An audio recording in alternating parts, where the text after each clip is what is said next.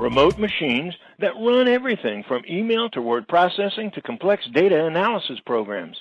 It's called cloud computing, and it's changing the entire computer industry. Greetings, everyone, and welcome from the Technology Association of Georgia. It's Friday, July 8th, 2016, and this is Tech Talk. I'm your host, Frank Baia.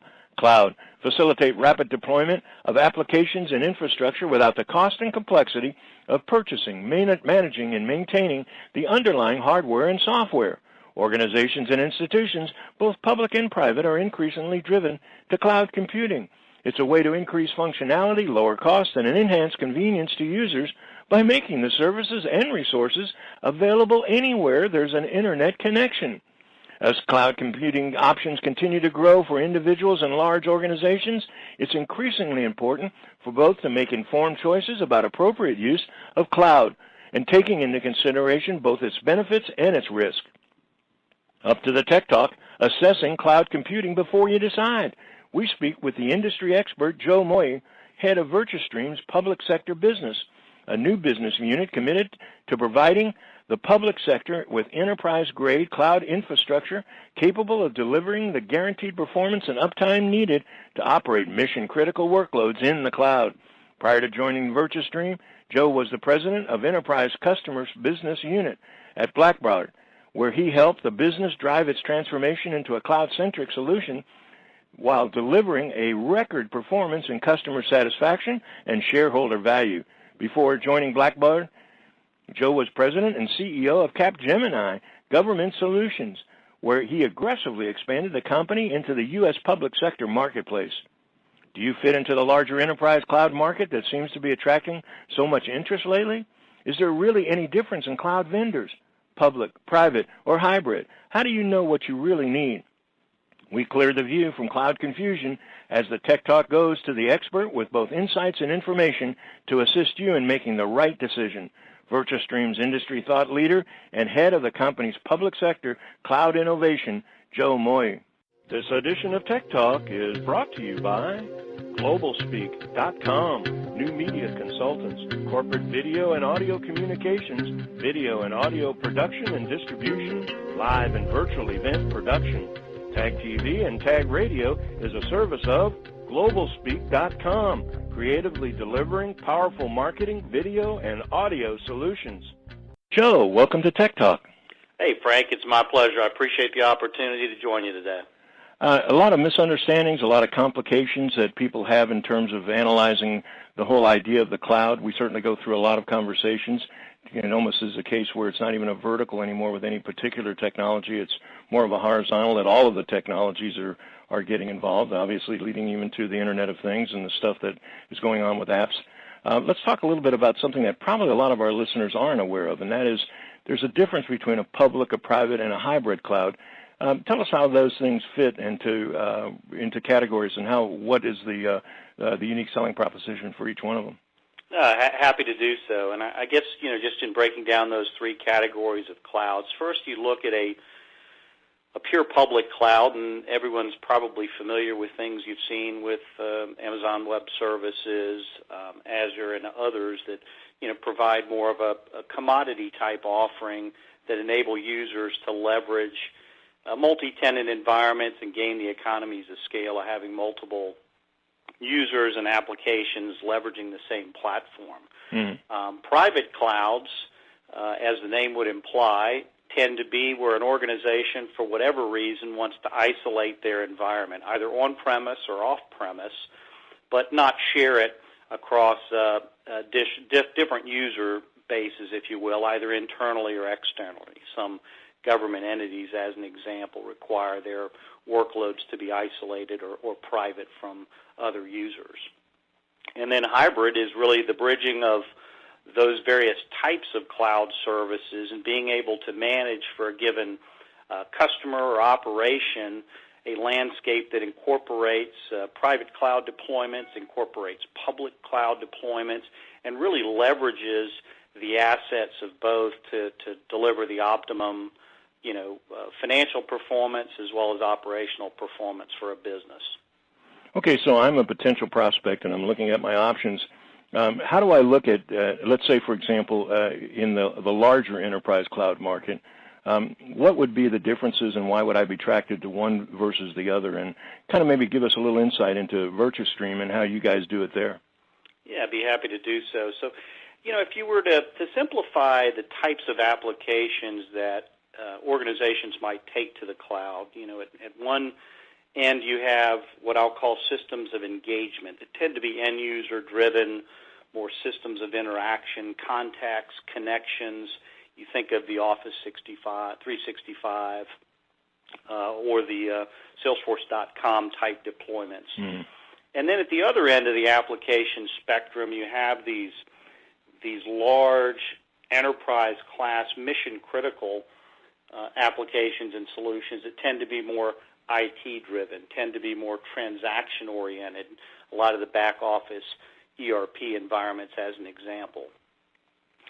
Those two categories of applications require a very different level of offering when it relates to being able to take those to the cloud. As you might imagine, mission-critical applications for a large organization will tend to require a lot more resiliency. Being mission-critical to the organization will require a much higher level of performance, a much higher standard of security versus what I'll call more of the commodity applications. So as I look at our organization in Virtustream, part of the EMC company, what we do that's very unique is we've approached our business to be focused solely on the enterprise application side of those two spectrums, if you will, gotcha. And delivering the capabilities that those users would expect and need and being able to take major applications to the cloud and realize those benefits.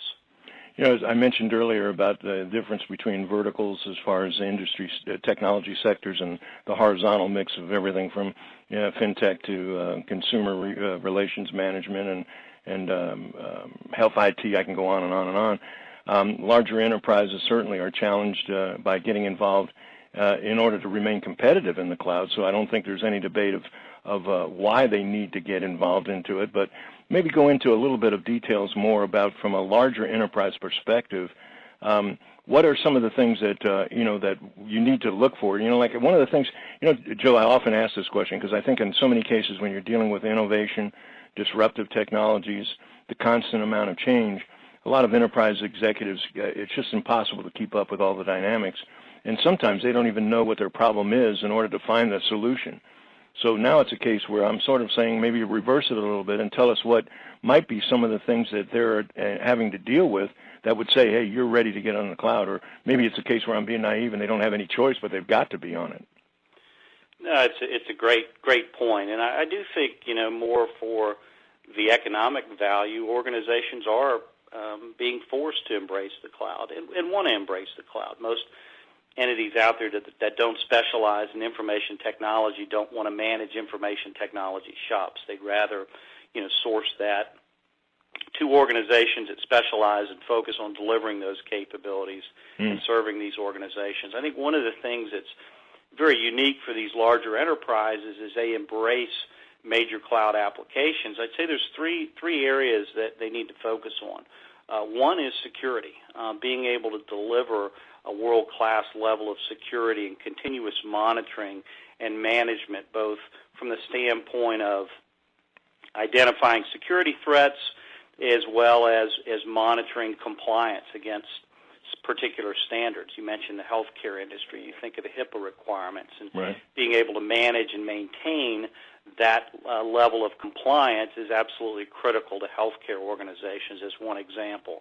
PCI is another great example of that. So the security profile of the service provider and the infrastructure environment that you'll be sourcing to the cloud is absolutely critical. The next thing I would say that I think is really important for these organizations to identify are the types of services that they will require to both migrate to the cloud and ultimately manage those environments at an application level. You can get the lowest level infrastructure managed services all the way up to the highest end of your application managed services, and being able to identify exactly what types of services you're going to expect your cloud services provider to give to you versus what you might want to maintain internally, and obviously evaluating the benefits and associated of impact of being able to source those services to another partner. And then the third thing is, and you alluded to this, and it's very critical. We support our customers a lot of times with a landscape assessment where we will help them kind of rationalize and prioritize which applications you should take to the cloud, both from the standpoint of ease of migration as well as economic value by driving those applications to the cloud. And it's not as easy as just saying, let's take everything to the cloud. Certain applications, maybe older legacy applications that don't lend themselves to being deployed in the cloud. Maybe you just want to let them live out the rest of their life, on an in-house server. Other applications might lend themselves to being, upgraded or updated, like the Office 365 example. And other applications, and that's where I, kind of come back to the enterprise space that we specialize in, require a lot of planning and design and the right architecture around how you ultimately would take those off-premise to a cloud. I think one of the cliches we use a lot of times is the same thing, only different, meaning that you can talk about all the different verticals, but the reality is at some point the technology issues kind of become similar. Certainly the content and the marketing environment has got to be unique.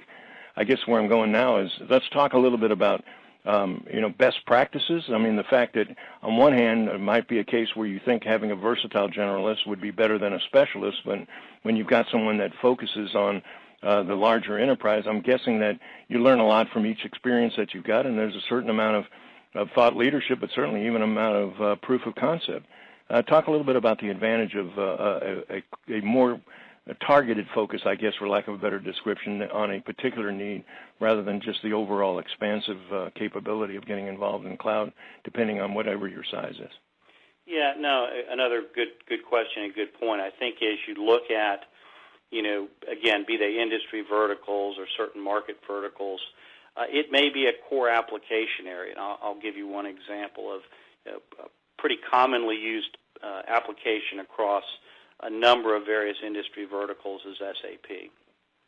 And being able to partner with somebody that has a particular level of expertise, both at the application layer as well as at the industry layer, is critical. You want somebody that, if they're going to provide managed services, understands the unique attributes of your particular industry group or business.